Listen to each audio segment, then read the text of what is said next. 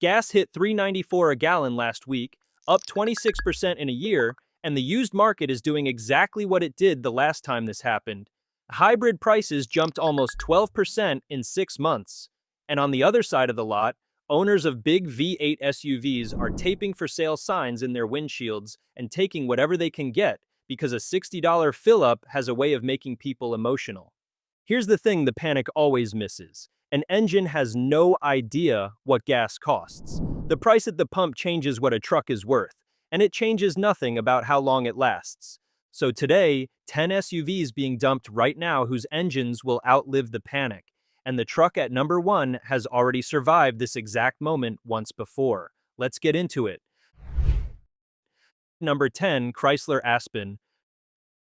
Chrysler built exactly one full-size truck-based SUV in the modern era, sold it for 3 years, and killed it in 2009, along with the factory that made it. That's the whole reason it's cheap. Underneath the chrome, the Aspen is a Dodge Durango in a suit, which means a real frame, a real tow rating, and the available 5.7 Hemi. Here's the year math that matters, and it's the opposite of what you'd guess. You want the 2007 or 2008, not the last one. In 2009, Chrysler updated the 5.7 across the board, and that newer version picked up a valve train problem we're going to talk about in a few minutes. The older engine dodges it entirely, so the earliest, cheapest, most forgotten Aspens are also the ones with the tougher motor. Nobody shopping full-size SUVs even remembers this badge existed, and the few listed sit on lots while shoppers walk straight past them to a Tahoe costing twice as much. Their blind spot is your opening. Number 9, Jeep Commander. When Chrysler's own chief executive was asked about the Commander after they killed it, he said, and this is a real quote, "That car was unfit for human consumption. We sold some, but I don't know why people bought them." The CEO of the company said that out loud to reporters, while unsold examples were still sitting on dealer lots. And that public execution is why a genuinely capable truck now sells for lawnmower money. Because here's what the insult skipped over. The Commander offered the same 5.7 Hemi, the older, tougher version, through 2008. It came with Jeep's most serious four-wheel drive hardware of the era, the Quadra Drive 2 system with electronic limited-slip differentials, the setup Jeep saved for trucks it expected to leave pavement. It has 3 rows, a shape you can see out of, and real off-road ability that the crossovers replacing it can only cosplay. Roughly 200,000 people bought one anyway. The 3rd row is tight and the styling is a cinder block, and at this price, none of that matters. You're not buying a beauty queen. You're buying the most publicly humiliated durable truck in America. Number 8, Dodge Durango. The 2004 to 2008 Durango is what the Aspen looks like without the suit, and the market wants it even less. 2nd generation full frame, available 5.7 Hemi, making around 335 horsepower, and enough tow rating to move most of what a half-ton pickup moves. It sold poorly when gas was cheap, so you can imagine how it's doing this month. The one honest question to ask on the earliest engines is about valve seats. Some of the first-run Hemis, the 2003 to 2007 builds, could drop one, and a compression test before purchase settles it in 20 minutes. Past that check, this is the same durable iron block V8 story as the last 2 entries, wearing the least fashionable body of the 3. There's no cheaper path to a running Hemi with a frame under it, and because it shares everything with the Aspen except the grille, every parts counter and junkyard in the country already stocks it. Nobody cross-shops a Durango. That's precisely the point. Number 7, Jeep Grand Cherokee. The 2005 to 2008 Grand Cherokee with the 5.7 completes a pattern, so let's say it plainly. Chrysler built one genuinely tough V8 and put it in 4 SUVs America refuses to buy. The Aspen, the Commander, the Durango, and this. Same engine, 4 different unwanted bodies, all priced like nobody told the sellers what's under the hood. And now the payoff I promised at number 10. In 2009, Chrysler redesigned the 5.7. More power, new heads, variable valve timing. It also picked up a famous ticking problem, a design quirk in the oiling path that can starve the lifters at idle and wear the camshaft. Police fleets got inspection bulletins at 30,000 miles. The older engine, the one in all four of these trucks, has none of that. Simpler oiling, tougher camshaft, no deactivation drama. 4 unloved bodies, 1 bulletproof heart. All 4 sit in the same single-digit price bracket right now. Buy whichever one insults your neighbors least. Number 6, Nissan Pathfinder V8. Almost nobody knows this exists. From 2008 to 2012, Nissan took the 5.6 V8 out of the Armada, the engine we crowned champion 2 videos ago, and dropped it into the midsize Pathfinder. 310 horsepower, a real ladder frame, and 7,000 pounds of towing in a truck the size of a 4Runner. Look for the SE or LE trims from those years, because that's where the V8 lived, and here's the arithmetic that makes it number 6. You're paying mid-size truck money, often single digits, for the exact drivetrain people now pay a premium to get in the full-size truck. Now the warning, and if you watched our last few videos you already know its name. This generation shares the Xterra's radiator disease. The transmission cooler lives inside the radiator, the wall between them can crack, and coolant destroys the transmission from the inside. Nissan lost a class action lawsuit over it. The fix is the same as the Xterra's: replace or bypass the radiator, and the corrected part information is in the description below. Do that one job and you own the champion's engine at a forgotten truck's price. Number 5, Ford Expedition EL. The 2009 to 2014 Expedition is the honest workhorse of this list, and the EL version is enormous. More cargo room behind the third row than almost anything on the road. From 2009, you get the 6-speed automatic, and the spark plugs were redesigned to one-piece units, so the old horror stories about broken plugs belong to earlier trucks. What remains is the 5.4's known tax. The cam phasers and timing chain guides wear, the tensioners are plastic, and neglected oil changes speed all of it up. So here is the entire buying process, and you can do it in a seller's driveway. Start it stone cold and listen. Let it warm up fully and listen again.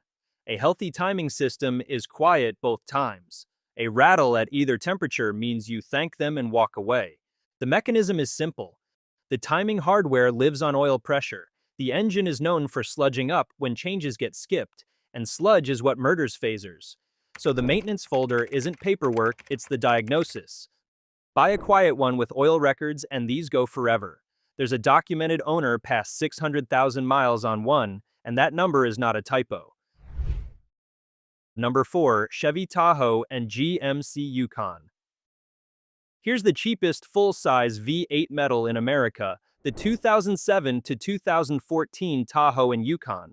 When a 2019 averages $26,000, you can guess where a 2010 stands, and it's cheap for 2 stacked reasons.